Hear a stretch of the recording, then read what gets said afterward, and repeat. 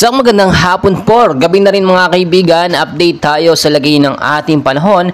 But before that mga kaibigan, please huwag po munang kalimutan mag-like and subscribe kung di ka pa nakasubscribe at pahit ng notification bell para always ka pong ma-notify sa lagay ng ating panahon. Maraming salamat po. Patuloy pa rin po nating minomonitor mga kaibigan, ito pong tropical cyclone sa labas po ng Philippine Area of Responsibility. Kanina po kasing alas 3 ng hapon mga kaibigan, ito po tinagurian na tinawag na Severe Tropical Storm Ampil. Ngayon po kasi ang layo niya, lokasyon niya mga kaibigan, nasa labas po ito ng par. Take note po, 2,045 kilometers east of northeast of extreme northern Luzon mga kaibigan.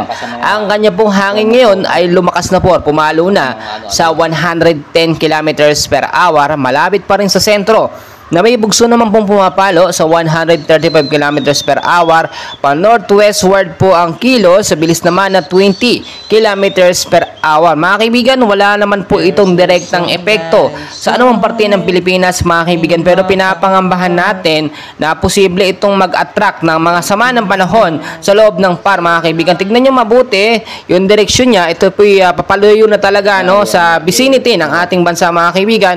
Within 24 to 48 hours ay posibleng hindi na ito ma-monitor o makita sa ating radar mga kaibigan. Pero binabantayan pa rin natin dahil banta pa rin po yan. Tulad na aking sinasabi, ang panahon po natin pabago-bago yan. Kahit po palayo yung direksyon yan, pwede po yan magbago at magkaroon ng epekto sa ating bansang Pilipinas.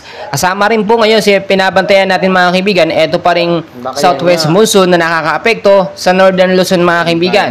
So forecast weather condition muna tayo mga kaibigan sa area po ng Ilocos Region, Batanes at Babuyan Island, maulap pa rin na kalangitan ang mararanasan yan sa may bandang hapon. Asahan din yan hanggang bukas, mga isolated light rains in heavy rainfalls pagdating naman po sa gabi. So pinag-iingat pa rin tayo, lagi kong pinapaalala sa banta po ng pagbabaha, gayon din sa mga landslide prone area. Dito naman po mga kaibigan sa area ng Cordillera Administrative Region at the rest po ng Cagayan Valley, maulap din ang kalangitan ng mararanasan with isolated rain showers or thunderstorms pagdating po sa gabi dahil pa rin po yan sa hanging habagat. So impact, posibleng pagbabaha pa rin sa mababang lugar at landslide din po sa mga landslide prone area. Samantalang sa ilang bahagi naman ng Metro Manila na aking hindi nabanggit mga kaibigan, ay patuloy pa rin po maaapektuhan ng localized thunderstorm. So kahit mainit po ngayong umaga hanggang sa tanghali, asahan sa hapon at ngayong gabi ang mga biglaang buhos ng pag-uulan dahil po sa localized thunderstorm. Mga kaibigan, ito pong sinasabi natin na tropical storm, severe tropical storm or pa-super typhoon category na rin ito na Ampil, international name po niya yan, ay wala pa naman direktang epekto. So kahit wala itong direktang epekto sa ating bansa or nasa labas ng par, maging handa pa rin tayo mga kaibigan.